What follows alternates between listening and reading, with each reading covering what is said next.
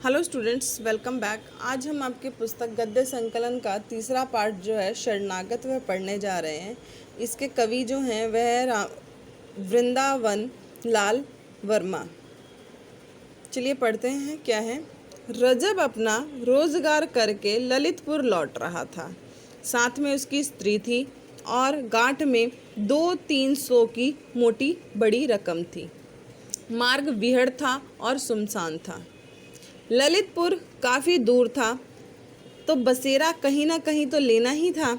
इसलिए उसने मंडपुरा नामक गांव में ठहर जाने का निश्चय किया।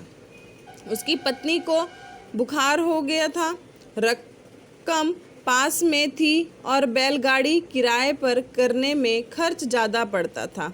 इसलिए रजब ने उस रात आराम कर लेना ही जो था वह ठीक समझा। क्या है, रजब जो है वह अपना रोजगार करके अपने गांव ललितपुर जा रहा है। उसके साथ उसकी स्त्री है और उसके पास 200-300 की रकम है। लेकिन जो है अगर वह बैलगाड़ी करता है तो उसके पास जो रकम है वह खर्च हो जाएगी। इसलिए वह दोनों सोचते हैं कि रात तो हो ही गई है और रास्ता भी बहुत सुनसान है, तो क्यों ना कहीं हमें रुक जाना चाहिए। तो वह मंडपुरा नामक गांव में ठहरने का निश्चय कर लेते हैं। सोचते हैं कि रात जो है वह यहीं पे बिता दी जाए। आगे क्या है, परंतु ठहरता कहाँ। जात छिपाने से काम नहीं चल सकता था। उसकी पत्नी नाक और कानों में चांदी की बालियां डाले थी और पैजामा पहने थी। इसके सिवा गांव में बहुत से लोग उसको पहचानते भी थे। वह उस गांव के बहुत से कर्मण्य और अकर्मण्य ढोर खरीद कर ले जा चुका था। अपने व्यवहार से उसने रात भर में बसेरे के लायक स्थान की याचना की, किंतु किसी ने भी मंजूरी जो थी वह नहीं दी। उन लोगों ने अपने ढोर रजब को अलग अलग और लुके छिपे बेचे थे। ठहरने में तुरंत ही तरह तरह की खबरें जो हैं वह फैलती, इसलिए सबने इनकार कर दिया। सबने क्यों इनकार कर दिया? क्योंकि रजब जो है वह क्या था, वह पेशे से कसाई था। इसलिए मंडपुरा जो गांव था वहाँ का कोई भी नागरिक जो है वह उसको अपने यहाँ नहीं ठहरने दे सकता था, वरना तरह तरह की जो खबरें थी वह फैल जाती। गांव में एक गरीब ठाकुर रहता था। थोड़ी सी ज़मीन थी जिसको किसान जोतते थे। निज का हल बैल कुछ भी ना था, लेकिन अपने किसानों से 2-3 साल का पेशागी लगान वसूल कर लेने से ठाकुर को किसी विशेष बाधा का सामना नहीं करना पड़ता था।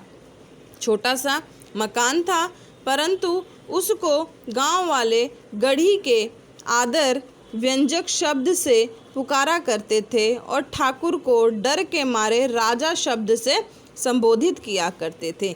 यहाँ पर जो ठाकुर है वह कोई बड़ा अमीर नहीं था, वह भी गरीब ही था, लेकिन उसके पास क्या है, थोड़ी सी ज़मीन थी। उसके यहाँ किसान उनके खेतों में काम करते थे, वह लगान वसूलता था, जिस वजह से जो है वह गांव वाले जो थे उससे डरते थे और ठाकुर की जगह उसको राजा कहकर संबोधित करते थे।